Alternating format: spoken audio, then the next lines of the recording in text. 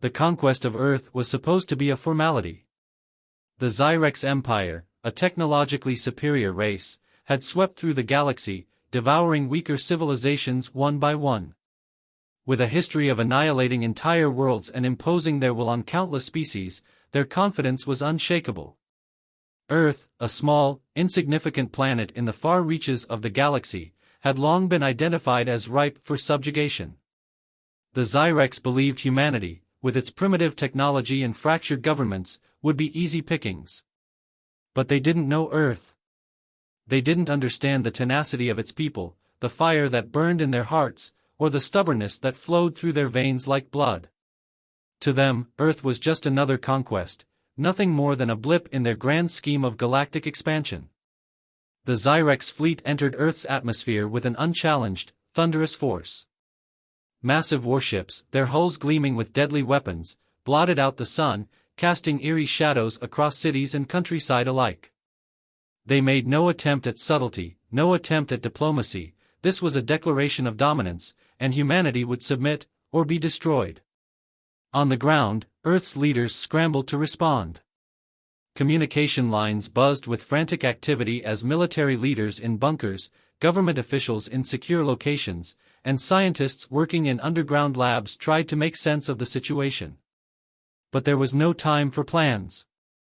No time for debates. The invaders had arrived, and they were not interested in talks or treaties. At the Pentagon, General Sarah Hayes stood in front of the war room's holographic display, her brow furrowed in concentration. She was the epitome of calm, though her mind raced. Behind her, the air was thick with the sounds of tense voices as staff officers and analysts attempted to calculate the strength of the enemy. But no one had any true answers. The Zyrex Empire was a force like no other. "General," an aide called from across the room, "we've confirmed the reports. They've already started landing in Europe. Heavy bombardments in France, Spain, and Italy. They're not holding back. We've lost contact with several major cities." Hayes didn't flinch. She was the kind of leader who didn't allow fear to show, even in the face of impending doom. Her voice was steady as she turned to address her team. "We're not going to win this war with technology or brute force. They've got us there. We need to rely on something else. Something they can't anticipate." The aide raised an eyebrow. "What do you mean, General?" Sarah smiled, though it was not one of reassurance. It was the kind of smile that comes from understanding the enemy in ways they cannot understand themselves. "It's time they learned that we don't surrender. Ever." Across the world, pockets of resistance began to stir. People in major cities, rural towns, and even the isolated wilderness began to fight back. They fought not just for survival, but for their way of life, their future, and their pride. From the crowded streets of New York to the frozen tundra of Siberia, humans began to unite. Militias sprang into action, coordinated by a decentralized network that had been waiting for just this kind of crisis. In the heart of New York, a group of civilians, scientists, soldiers, and regular citizens, formed an unlikely team. Their goal was simple: sabotage the Zyrex war machine. Among them was Dr. Emily Carter, a brilliant biochemist who had once worked for the military but left after the political games became too much. Now, she found herself back in the fight, using her knowledge of genetics and chemical warfare to develop experimental weapons. She wasn't sure they'd work, but it was all they had. And it was better than waiting for annihilation. "Anything yet?" Dr. Carter asked as she paced through their hastily established underground lab. A young engineer, Tom, looked up from a screen filled with flashing data. "We've just about completed the prototype for the nanotech disruptor. It's not a weapon, per se, but it could scramble their communications and even their ship systems. If we can get close enough to deploy it. Then we do what we've always done," Carter interrupted, her voice firm, "we make the impossible happen." The words were simple, but they carried weight. The Zyrex Empire might have had the numbers and the firepower, but they underestimated something crucial. Humanity had always been underestimated. And that, Dr. Carter knew, would be their downfall.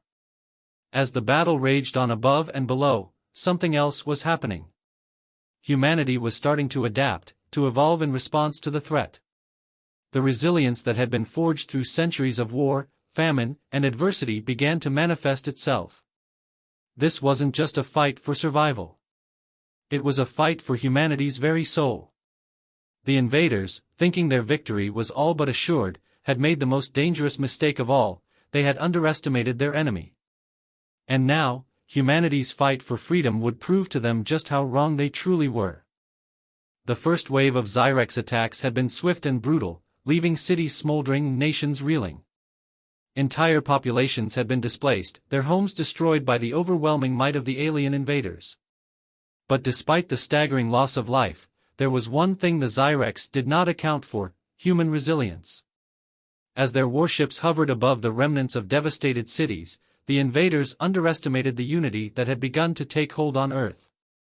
The fractured, chaotic planet they had once written off as an easy conquest had become something else entirely. Humanity was no longer divided. Every man, woman, and child seemed to awaken to the same truth: survival depended on them all. In the underground bunkers, military leaders worked tirelessly to coordinate a defense that defied logic.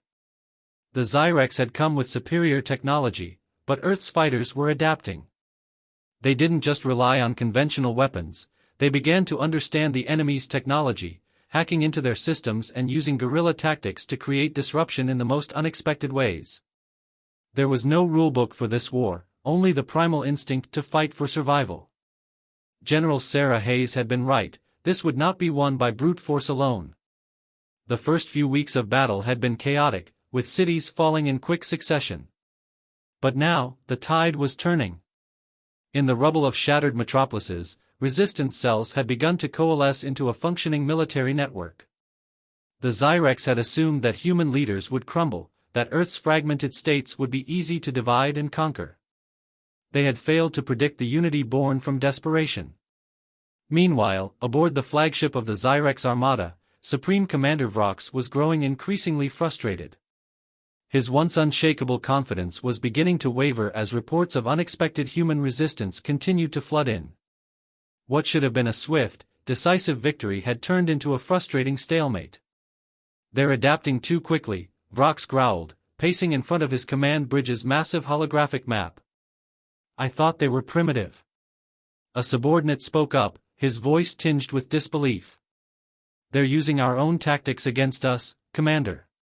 They've developed methods to hack into our communications and have already sabotaged multiple supply lines. They're more organized than we anticipated." Vrox's mind raced. This was supposed to be their crowning achievement. The conquest of Earth was a stepping stone to their empire's domination of the galaxy, but now it felt like an increasingly costly affair. They had underestimated the tenacity of the humans, and worse, their ability to adapt, to turn the odds in their favor. In the forests of the Pacific Northwest, a small group of elite human soldiers had just managed to break into a Zyrex supply depot. Captain Marcus Cole, a decorated war hero, had led the infiltration team with precision, sabotaging critical resources that the invaders relied on. The mission had been a resounding success, but it had come at a heavy price. 2 of his men were dead, their bodies left behind in the burning wreckage of the depot. "You think we've got a chance?" one of his soldiers, Private Harris, asked grimly as they trudged through the dense forest, trying to avoid detection. Marcus wiped the sweat from his brow, his mind focused on the mission, but his heart heavy with the loss. "We don't have a choice, Harris. We can either fight and win, or we can die trying. I don't know about you, but I'm not going down without making them regret ever stepping foot on this planet." They were running low on ammunition, their supplies dwindling, but there was something else on their side: a deep, unwavering determination. The kind of spirit that had built nations, invented technologies, and weathered the darkest storms throughout history. That was humanity's greatest strength, the refusal to give in. At the same time, the Zyrex commanders were beginning to sense the shift in momentum. Their strategy was no longer working as intended. For every alien vessel destroyed or every city laid to waste, the human resistance seemed to grow stronger. The ground beneath their feet, quite literally, was shifting. Earth was no longer the helpless, fragmented world they had assumed it would be. It was now an enemy that was relentless in its fight to survive. In the heart of London, Dr. Emily Carter and her team had made a breakthrough. After weeks of trial and error, they had finally completed the prototype for a powerful EMP device that could temporarily disable the Zyrex warship's advanced energy shields. It wasn't much, but it was something, a tool they could use to create a window of opportunity for Earth's forces to strike. With the device in hand, Carter set out with a small group of operatives to infiltrate one of the Zyrex's flagship vessels. They would need to get close enough to plant the EMP in the ship's power core. It was a suicide mission, but Dr. Carter's resolve was unshaken. She had witnessed the destruction of her world firsthand and knew that if they didn't act now, Earth would be lost. "I'm not going to let them take this planet," she muttered to herself as they prepared to board a stealth shuttle. "Not while there's breath in my body." As she and her team blasted off into the night sky, the odds seemed impossible. But humanity had always fought against impossible odds. It was in their blood. And as the stars twinkled above them, Earth's defenders continued to fight back, not for victory, but for survival. The Zyrex had made the mistake of thinking they could simply invade and dominate. Now they would learn that Earth was a planet that never, ever surrenders. The Zyrex Empire had underestimated humanity's ability to adapt, but it was the human heart they had failed to understand entirely. Even as the fires of war raged across the Earth, something unshakable had formed within the spirit of the people, an unwavering resolve to push back, no matter the cost. Across continents, resistance cells had begun to form into an organized force, each small victory feeding the flames of defiance that burned ever brighter. They had learned quickly, and now, they fought not for survival alone, but for the very future of their species. General Sarah Hayes was in the thick of it. The war had reached a critical point, and every decision she made carried the weight of humanity's fate. The initial shock of the Zyrex invasion had given way to a grim determination to stand their ground, but it was now clear that their enemy would not relent. For every human resistance strike, the Zyrex retaliated with terrifying force. Cities were leveled, people perished, and the world seemed to teeter on the edge of total annihilation. Still, the tide was turning. Earth's defenders had learned how to strike at the heart of the Zyrex war machine. They had learned their weaknesses. Their arrogance had given the humans an edge they didn't anticipate, their belief that the human spirit could be broken had proven to be their gravest error. A briefing in the war room was in full swing when General Hayes stood before a team of top military advisors. She glanced over the data displayed on the holomap, her mind racing. "We've taken down another major weapons depot in Siberia. Their forces in Africa are struggling to keep hold. We need to keep the pressure up, push them until they crack." One of the senior officers, Colonel Diaz, spoke up, his voice full of concern. "General, our resources are stretched thin. We're losing personnel at an alarming rate, and our munitions are running low. The Zyrex are relentless, and it feels like we're playing catch-up." Hayes nodded, understanding the dire nature of the situation. But there was no time for doubt. "Colonel, we may be running out of supplies, but we've gained something they can't take from us, momentum. We've hit them where it hurts, and they know it. They thought they could crush us in a matter of days, but we've shown them that we're not just surviving, we're fighting back. And that's something they won't expect." Meanwhile, deep in the heart of London, Dr. Emily Carter's team was preparing for their high-risk mission. The EMP device had been completed, and now, they had a plan to infiltrate one of the Zyrex flagship vessels. The stakes were higher than ever. A single successful strike could potentially disable their shields long enough for Earth's forces to land a decisive blow. Carter adjusted the straps of her gear as she prepared to board the stealth shuttle with her team of highly trained operatives. She had no illusions about the danger they were walking into. If they were caught, they would not survive. But for Emily, it wasn't just about the mission. It was about revenge. The Zyrex had destroyed her city, killed friends, and torn her world apart. If this was the last thing she ever did, she would make it count. As the shuttle began its silent ascent into the sky, Carter stared out at the horizon, watching the distant glow of the Zyrex ships hovering over Earth like vultures. She clenched her fists, her jaw tight. This ends now. For all of us.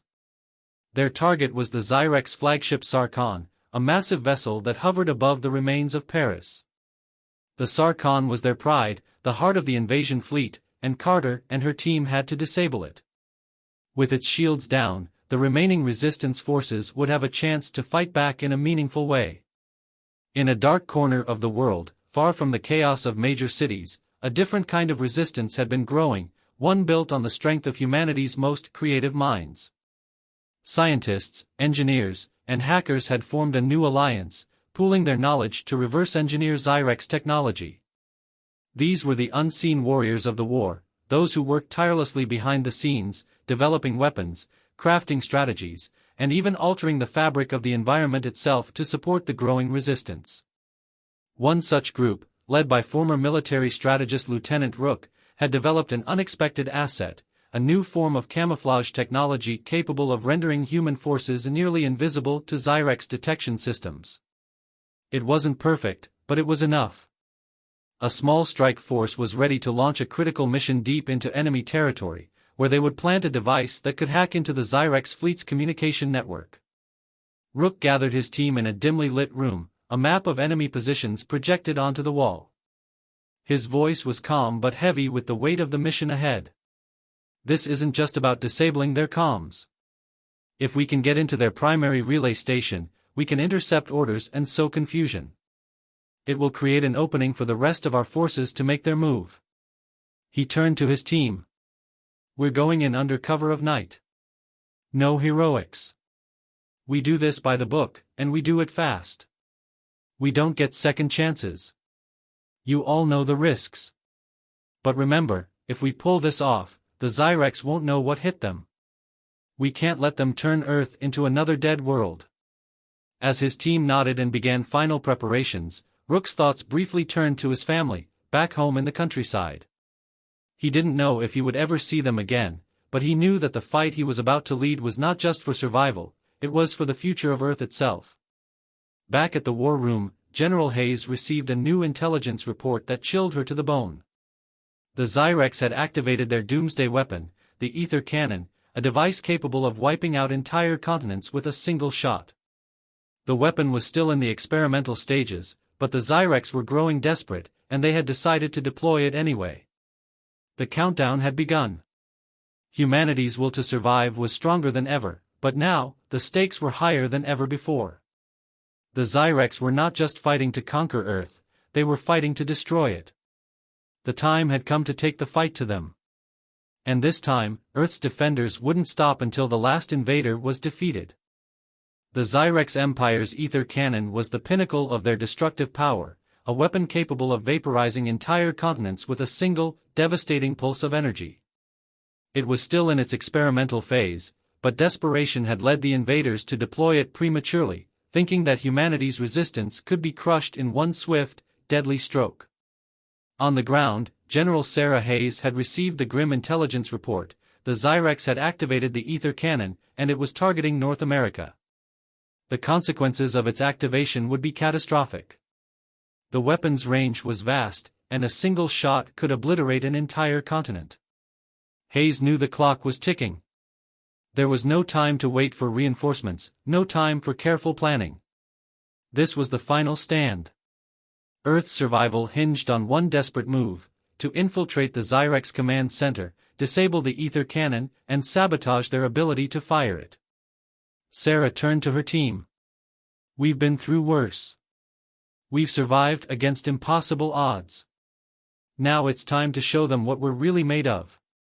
The resistance had grown into a formidable force, but even now, there were only a few key locations that stood between the Zyrex and total victory. Humanity had mobilized its last reserves of strength, elite strike teams, covert operatives, and specially trained soldiers all coming together for one final assault. Among them was Dr. Emily Carter, whose EMP device was now their most valuable weapon, capable of disabling Zyrex shields long enough for humanity's forces to strike. But as Carter and her team prepared for the final push, she couldn't shake the feeling of urgency weighing on her. Every moment spent waiting was another moment the Zyrex had to complete their doomsday weapon. And every moment spent hesitating could cost them their chance. In the heart of New York, Captain Marcus Cole and his soldiers had been assigned to destroy a Zyrex relay station that stood between them and the command center. The relay station controlled vital communications and supply lines, and if they could take it out, it would throw the invaders into disarray, buying valuable time for the EMP deployment. As Marcus and his team approached the relay station under the cover of darkness, he reflected on how far humanity had come in such a short time. When the invasion first began, it seemed like an insurmountable force. The Zyrex had been everywhere, their ships filling the sky, their weapons tearing through Earth's defenses. But now, the tables were turning. The Zyrex were scattered and disorganized. And their overconfidence had become their greatest weakness. The team moved swiftly, silent as shadows, slipping past Zyrex patrols and infiltrating the heavily guarded station. Inside, they planted explosives on the central communication hub and prepared to detonate. The countdown began, and the weight of the mission pressed down on Marcus's shoulders. "This is it," he muttered to himself. "We either win this, or we die trying." As the last few seconds ticked away, the sound of distant explosions filled the air. The relay station went dark, throwing the Zyrex forces into confusion. Marcus and his team had done their part. Now it was time for Carter's team to strike. Meanwhile, aboard the Sarkhan, Supreme Commander Vrox was facing a crisis of his own. The ether cannon was ready for firing, but reports of human resistance strikes were flooding in. Communications were down. Supply chains had been severely disrupted. His forces were splintering, and despite their overwhelming firepower, the Zyrex were starting to lose their edge. What had once been a clean, calculated invasion had devolved into a nightmare of chaos and counterattacks. "This planet is resilient," Vrox muttered bitterly, pacing in front of his command console. "I never anticipated this level of resistance." His tactical officers were scrambling to regain control, rerouting communications, and recalibrating weapon systems. But Vrox knew that something had changed in the air. Humanity was no longer the disorganized, weak species they had once perceived. They were fighting back with a ferocity the Zyrex had never encountered. In the forests of the Pacific Northwest, Lieutenant Rook's team had succeeded in infiltrating the primary Zyrex communication relay. They had disabled it, causing mass confusion among the invaders' ranks. But now, they were heading toward their final objective, the ether cannon itself. The journey would take them deep into enemy territory, into the heart of the Zyrex war machine. "This is it, folks," Rook said to his team as they prepared to embark on their final assault. "We're going after their heart. If we succeed, we might just have a chance at saving the planet." The group made its way to a hidden underground base where a team of resistance hackers had already begun working on the ether cannon's control systems.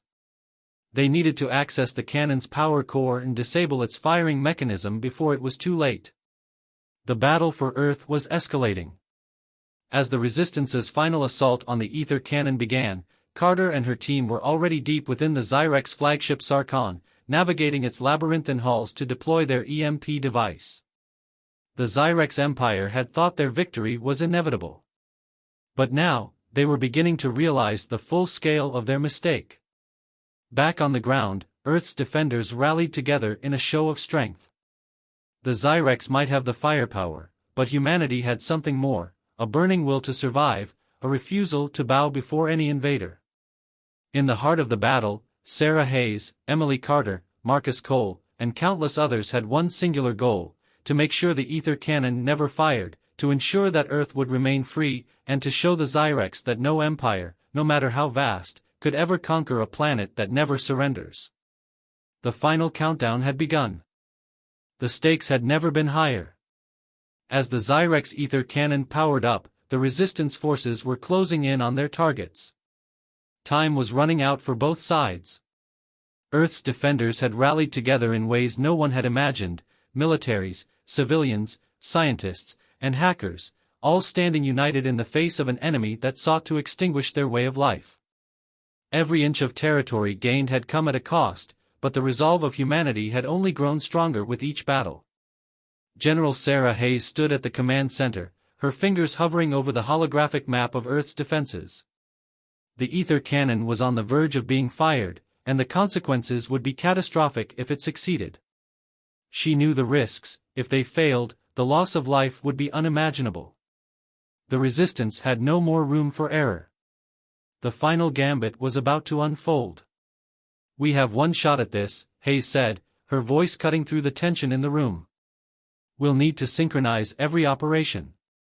The EMP device will disable their shields, but only if we time it right. The Sarkon must be neutralized first, then the ether cannon is our priority. Once it's offline, we hit the heart of the Zyrex command structure. We can't let them regroup." Beside her, Lieutenant Rook reviewed the operation. His team had already infiltrated the Zyrex command network, and their intelligence was critical. "General, we're ready to move. If we don't disable the ether cannon's core in the next 10 minutes, it's game over." Hayes nodded. She trusted Rook and his team, but the timing would have to be perfect. The human forces had been preparing for this final strike for weeks, but the Zyrex had anticipated nothing short of a miracle from their enemies. In the depths of the Sarkon, Dr. Emily Carter and her team were moments away from planting the EMP device. The sleek alien ship's interior was a maze of technology that seemed both foreign and familiar. Carter's team had already neutralized the guards, silently moving through the corridors as they made their way to the main power core. Carter's heart raced. The EMP would disrupt the Zyrex warship's shields long enough for Earth's forces to launch their counterattack. "This is it," Carter muttered to herself as she and her team reached the control room. They moved swiftly, setting the EMP on the central power conduit. Once activated, it would create a temporary window of vulnerability, an opening they had to exploit. Her fingers hovered over the final switch, her thoughts racing through the hundreds of possibilities. The risk was enormous. If the Zyrex detected the device before it could fire, they would be swarmed, and there would be no escape. But the humanity she had seen in the resistance, the unyielding determination, the ability to adapt and fight back, kept her steady. With a deep breath, Carter activated the EMP. A pulse of energy spread through the ship, and the Sarkon shuddered as the ship's shields flickered and failed. Their mission had succeeded, but now they had to escape before the Zyrex retaliated. Back on Earth, the final offensive was beginning. Captain Marcus Cole and his team were part of the ground assault, leading the charge to disable the ether cannon on the planet's surface. Their mission was to infiltrate the Zyrex's outer defenses, cripple their energy grid, and buy enough time for the EMP's effects to spread. They moved quickly, coordinating with other human units across the globe. Explosions rocked the air as resistance fighters clashed with Zyrex troops, and Cole's team advanced through the chaos, their objective in sight. "Stay focused," Marcus barked as they reached the control tower. "We have to get to the core before it's too late." Each step forward felt like an eternity. The Zyrex had anticipated an attack on their weapon, but Marcus's team was one step ahead. They had planted decoys, tricking the invaders into spreading their forces thin. It was a game of deception, and humanity had finally gained the upper hand.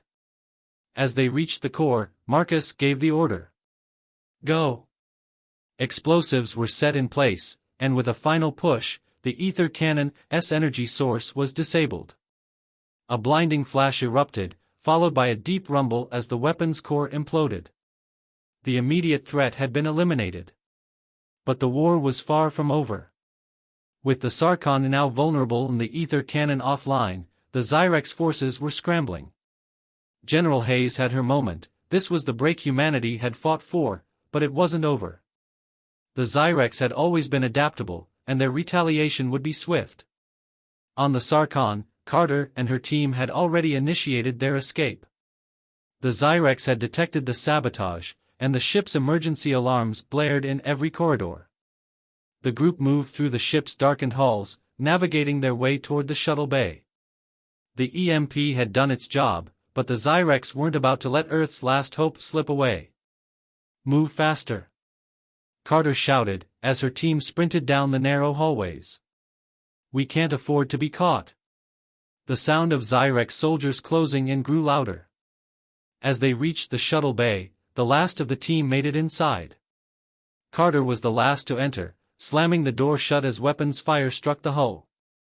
The shuttle's engines roared to life, and the team blasted into space, narrowly escaping the collapsing Sarkon as it began to crumble under the pressure of its damaged systems. In the aftermath of the chaos, the resistance forces began to regroup. The ether cannon was no longer a threat. The Sarkon had been neutralized. The Zyrex had lost their strongest weapons, and Earth's defenders were preparing for the final push. General Hayes stood before her commanders, her voice steady. "We've won the first battle, but the war isn't over. The Zyrex are scattered, but they're not finished. We will finish this, once and for all." The soldiers in the room stood in silence, nodding grimly. There was no turning back now. Humanity had learned what it truly meant to fight back. They had stared down extinction, and they had refused to surrender. The invaders had underestimated Earth's resolve, and now they would pay the price. The final gambit was unfolding, and Earth was ready to finish what they had started. The balance had shifted, but victory was still far from assured. The Sarkon had been crippled, the ether cannon disabled, and the Zyrex Empire's hold on Earth was unraveling. Yet, despite the early successes, Earth's resistance forces knew the enemy would not yield without a bloody fight. This war was far from over, and the Zyrex were still a formidable opponent. The final battle was about to unfold. General Sarah Hayes had gathered the leaders of the resistance from around the world. A virtual war room buzzed with urgency as she addressed the assembled commanders. The room, though scattered across the globe, was unified in one singular purpose: to finish what they had started and rid Earth of its invaders for good. "The Zyrex are not giving up," Hayes said, her voice clear and resolute. "We've hurt them. We've shown them they're not invincible. But we cannot afford to wait for them to regroup. Their forces are splintered, yes, but they still control critical positions. If we don't take action now, they will recover and launch a counteroffensive that could destroy everything we fought for." The map of Earth's remaining Zyrex strongholds flashed across the holographic screen. The Zyrex had fortified their command center in the heart of Africa, and the remnants of their fleet were retreating to a staging area beyond the orbit of Mars. The enemy wasn't finished yet, they were consolidating their strength for a final, desperate stand. "We hit them with everything we've got," Hayes continued. "No second chances. We take their command center, cripple their remaining forces, and break their will to fight. If we don't, this ends with the extinction of humanity. But I know we're not going down without a fight." The resistance commanders nodded in unison. They understood what had to be done. There was no room for error. This was the final push. On the surface of Earth, the military offensive began with a show of overwhelming force. Every available unit, every fighter jet, every tank, every soldier, was mobilized for the attack. The Zyrex had underestimated human resilience, but they would soon find out how dangerous a cornered species could be. Captain Marcus Cole and his team led the assault, infiltrating the Zyrex stronghold in Africa with a multi-pronged attack aimed at decimating their command structure. "It's all or nothing," Marcus muttered as his boots hit the ground. His team moved with precision, taking down enemy sentries, neutralizing Zyrex communications, and advancing toward the heart of the enemy base. Every move was calculated, every step was necessary to ensure the failure of the Zyrex. The deeper they went, the more they encountered Zyrex resistance. The alien soldiers fought back viciously, their eyes burning with hatred. But humanity had learned how to fight the invaders on their terms. With every skirmish, they adapted, growing more efficient, more deadly. Meanwhile, high above Earth, Dr. Emily Carter's team was on a separate mission, one that could decide the fate of the entire war. The Zyrex had their remaining fleet hidden in the far reaches of space, protected by a series of advanced energy shields. The only way to neutralize the fleet was to destroy their command ship's central relay, the key to maintaining their shields. Without it, the Zyrex fleet would be vulnerable, and Earth's forces could strike them down. "This is it," Carter said to her team as they prepared to board the stealth shuttle. Once we're in range, we have to make the shot count. If we can take down that relay, we might just win this war. The shuttle's engines hummed as they approached the Zyrex fleet. The stealth technology they had developed allowed them to slip through the Zyrex defenses undetected, but the real danger was in the timing. A single misstep, and they would be exposed. As they neared the relay, Carter and her team deployed a series of carefully calculated tactics to disable the Zyrex fleet's defenses. The shuttle fired a disabling pulse of energy, temporarily neutralizing the shield generators protecting the flagship. The Zyrex fleet, now vulnerable, was ripe for the kill. Carter's eyes locked onto the distant target. One shot, that's all we get. Make it count. The team launched a missile toward the relay, the culmination of months of work. The explosion rippled through space, and the Zyrex flagship, once a symbol of invincibility, began to break apart. The fleet faltered, and the Zyrex forces scattered, exposed and vulnerable. Back on Earth, the final battle was nearing its climax. General Hayes watched as her forces closed in on the Zyrex command center. The enemy had pulled out all the stops, launching wave after wave of retaliation, but Earth's resolve was unshakable. We've come too far, Hayes muttered under her breath, watching as the last wave of human soldiers stormed the command center. This ends today. The Zyrex knew they were losing. They fought with desperation, but it was too late. The resistance was unstoppable. The command center was breached, and Earth's forces poured in. Zyrex soldiers were overwhelmed by the sheer ferocity of humanity's last stand. Hayes' team breached the final door and stood face to face with Supreme Commander Vrox. His once confident demeanor had faltered, and his eyes were filled with contempt and fear. His empire was crumbling, and he knew it. You think you've won? Vrox hissed, his alien features twisted with rage. We will return. We are the Zyrex. You can't. But Hayes cut him off, her voice cold and unwavering. You underestimated us, Vrox. You thought you could break us. But we're still here. And we're not going anywhere. With that, Hayes ordered the final strike. The Zyrex Empire's leadership fell, and the last of their command structure was dismantled. Earth was free. The battle was over. The Zyrex had been defeated, their empire shattered. But it had come at a great cost. Cities lay in ruins. The planet had been scarred by the invasion. Yet humanity had endured. General Sarah Hayes stood at the helm of Earth's military, her face resolute. The victory was theirs, but the true cost of the war was yet to be fully understood. For now, Earth could rebuild, but the scars would remain as a reminder of the war that had nearly destroyed them, and the strength that had pulled them through. In the end, humanity had proven to the stars what it had always known deep down: when faced with extinction, humanity never surrenders. The dust had settled, and the final echoes of battle faded into the distance. The Zyrex Empire, once a colossus poised to crush humanity beneath its might, now lay in ruin. Supreme Commander Vrox was dead, the invaders' fleet shattered, and their command structure dismantled. Earth, though scarred and battered, was free. The victory had come at a staggering cost, but it was a price humanity was willing to pay. General Sarah Hayes stood at the ruins of the former Zyrex command center, her face lined with fatigue and determination. Around her, the remnants of Earth's resistance forces had begun to regroup, their collective efforts now focused on one singular goal: rebuilding. We've won, Hayes said softly, surveying the war-torn landscape. But the true fight is just beginning. We've shown the galaxy what humanity is capable of, but now we have to show the universe what we're made of. We need to rebuild, heal, and prepare for whatever comes next. Across the globe, nations once divided had united in the wake of the invasion.